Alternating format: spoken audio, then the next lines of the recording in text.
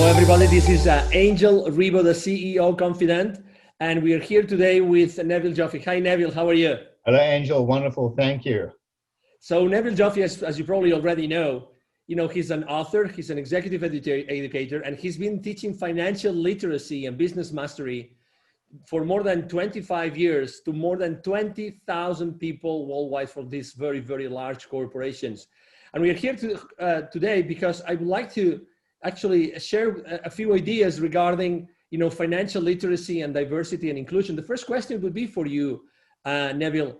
You've been teaching, basically, you've been helping companies, business operators and executives how to be aware of the financial implications of their business decisions. Why is that important, Neville? Angel, shareholders and investors in corporations have a certain vision about what they want to see in return for their investment.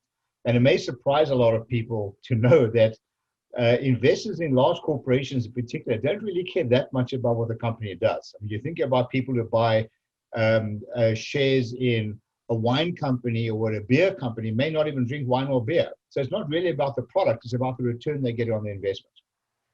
And to that end, everyone in the organization needs to understand the financial implications of what they do and how they link or how they align, if you will, to what shareholders expect from their investment. Because people tend to work in silos. They need to see the bigger picture and understand how to join all the dots between what they do and what the shareholders see in their financial statements. So I remember that, one of the many things that, by the way, people, they might not remember or know is that you actually were leading an organization with 400 unionized employees. And those employees were from so many different countries with so many different orientations. What did that role, that diversity on your company, what role did it play in your company? Wow, Angel, in those days, we didn't even know the word. I'm going back more than 25 years, in fact, close on 30 years when I started this. We'd never heard of the word diversity. We'd never heard of the word inclusion. It's just something that some people did or some people didn't do. There was no legal requirements, anything in those days. There was not even an awareness of it. And this company that I bought into was going through some financial challenges.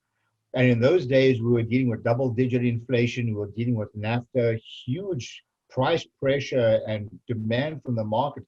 Pricing from the market was demanding that prices come down while costs were going up. It was really, really tough to stay open in those days. So what I did was I opened up. I went to a financially transparent environment. Now, keep in mind that we had every nationality imaginable. We had a rainbow, if you will, of employees in this organization, every skill set imaginable. So what I did was I went to a financially transparent organization and I did a deal with our union. We were a union shop, whereby I said to the union, look, I have a belief that nobody washes a rented car. There's no sense of ownership. And it's important that people feel a sense of ownership. So I'm a strong advocate of education and engagement. I educated these people to understand the financial implications of what they did, use very simple methodologies like tearing up $20 bills when people messed up and people used to freak out. I said, why are you freaking out? You do this every day. I got their attention. But I started using some very unorthodox methods of teaching business literacy, gave them, people work better when there's something in it for them, right? And I started involving them in decision-making because all their skin in the game. But the whole notion of inclusion, in my view, shouldn't be inclusion for the sake of inclusion. This should be the sake of inclusion with a bigger purpose. My interpretation of inclusion is getting people to help you make financially smart decisions. To me, that is what inclusion is about. It's about job security. They need to be included because it provides job security for them. It helps them make more money to improve their own economic lives. So everybody, in my view, when you talk about diversity and inclusion, it means inclusion with decision-making. It means inclusion in helping people grow from within. And when I talk about diversity, I'm talking about diversity using people's skill set. We had what I call an inventory of skills. We had a database. In those days, we used to use Lotus 123. And I had developed a database of what people's skills were. We had people coming out of Europe who were nurses working as operators. We had people who were engineers working as store operators. And we tapped into these resources. It was magnificent. We found acres of diamonds of knowledge that we used to grow this company. And within a few years after starting this initiative, this company has zero debt, became a world-class producer. There is something else I'd like to add, if I may. Absolutely. While it's in mind. The companies I've worked with over the last 25 years, a lot of multinational companies, I can tell you that those companies that I've worked with that practice diversity and inclusion to the level that I'm talking about, not just because it's a legal thing or it's something which they have to do, it's something that they want to do, are significantly more profitable with lower staff turnover than those companies that don't practice this. It's blatantly obvious with those companies that I've worked with. I was going through actually the list. Neville was kind enough to share with me the list of his former clients. And besides lots of testimonials and recommendation letters, I saw the names. Would you mind sharing the names of a few companies that you have been working with throughout time? Well, these are the companies who practice this type of thing. This is a matter of culture. People like Toyota, Hallmark Cards, Campbell's Soup. I mean, these are the likes of the kinds of companies, just wonderful companies. McDonald's, these are people who practice this as a matter of culture and policy, not necessarily because of legality.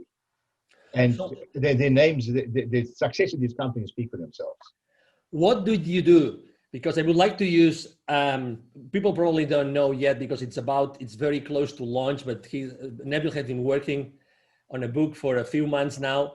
And my question is, when you had this inventory of skills, I would like to use one of your Nevillisms. You had that inventory of skills. So what? What did you do with it? Well, over the years, a lot of people who have been through my program said, Neville, you got to write a book about all these Nevillisms. And I have some statements that I use, which I love to use during my education program. For example, don't examine numbers in isolation. Revenues are vanity, profits are sanity, cash flow is reality. And to your point, like, so what? Cause and effect. I created a culture of cause and effect in my company. If you do X, what will happen? If you do Y, what will happen? What are all the touch points that are affected as a result of your decisions? Don't examine numbers in isolation is another one. People will tend to keep looking at revenue going up and all high-fiving. Well, don't get so excited. What about profitability? What about sustainability? Don't do the wrong things more efficiently. We have to keep re-examining what we do. What worked for you several years ago may not work for you today. So this whole notion of inclusion and diversity, the people who are included in decision-making are encouraged to keep resetting the button, if you will, of processes. And it's magnificent when people who are not involved in a certain skill set look from the outside, they have the license to ask stupid questions, if you will, because they tend to pressure test a lot of decisions that are going on in companies, always linked to the financial implications of those decisions. Thank you so much, Neville, for bringing this to our attention, actually for bringing to the audience this new frame of reference about diversity and inclusion. People that want to know more about you and about what you do, Neville, what's the best way to reach out to you? Just email me. It's Neville, Neville, at BizWisdom. That's BizWisdom.com. I love a good debate, in case you didn't notice, and I'll be delighted to speak to you and chat to you about some of these concepts. Thank you very much, Neville. It's been a pleasure to have you here. And for our audience, thank you very much. Again, this is Angel Ribo, the CEO of Confident. Thank you for being here today, and hope to see you soon in another of our interviews. Thank you very much. Have a wonderful day. Bye-bye. Thanks. Bye-bye.